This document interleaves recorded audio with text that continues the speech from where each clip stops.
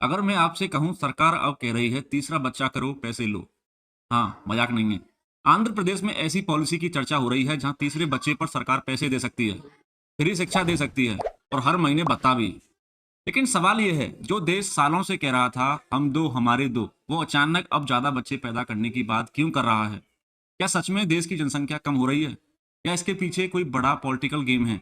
आज हम 5 मिनट में पूरा सच समझते हैं। देखिए, आंध्र प्रदेश की तरफ से पॉपुलेशन पॉलिसी को लेकर कुछ बड़े प्रस्ताव सामने आए हैं, जिनमें कहा गया है तीसरे बच्चे पर लगभग 30,000 रुपए तक की सहायता दी जा सकती है। चौथे बच्चे पर और ज्यादा फायदा दिया जाएगा।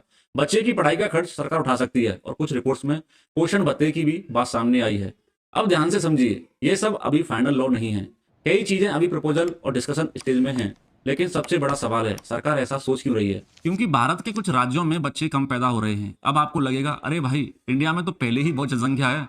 लेकिन कहानी इतनी सिंपल नहीं है। साउथ इंडिया के कई राज्यों में बर्थ रेट बहुत तेजी से गिरा है। आंध्र प्रदेश की फर्टिलिटी रेट लगभग 1.5 के आसपास बताई जा रही है। अब इसका मतलब आसान भाषा में समझो, अगर नई पीढ़ी कम पैदा होगी तो आगे चलकर बूढ़े लोग ज्यादा होंगे, काम करने वाले लोग कम होंगे और इकोनॉमी पर प्रेशर बढ़ेगा। यही चीज जापान में हुई थी। आज जापान में हालत यह है कि काम करने वाले लोग कम पड़ रहे हैं और सरकार नहीं चाहती कि फ्यूचर में वह सिचुएशन यहाँ बने।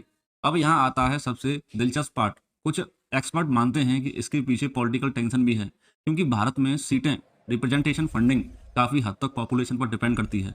अब साउथ इंडिया ने सालों तक पॉपुलेशन कंट्रोल किया, लेकिन नॉर्थ इंडिया की पॉपुलेशन तेजी से बढ़ती रही।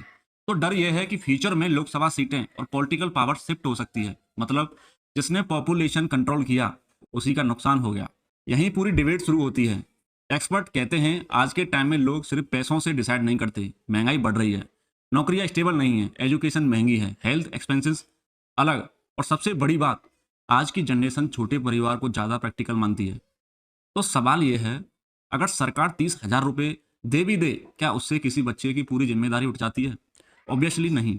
तो सच्चाई क्या है? सच्चाई ये है कि ये सिर्फ बच्चे पैदा करो और पैसे लो वाली कहानी नहीं है। इसके पीछे पॉपुलेशन क्राइसिस, इकोनॉमी और पॉलिटिक्स तीनों जुड़े हुए हैं।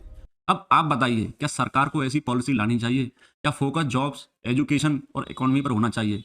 कमेंट करके जरूर बताइए, और पार्ट 2 देखने के लिए चैनल को सब्सक्राइब करना ना भूलें। जय हिंद, जय भारत।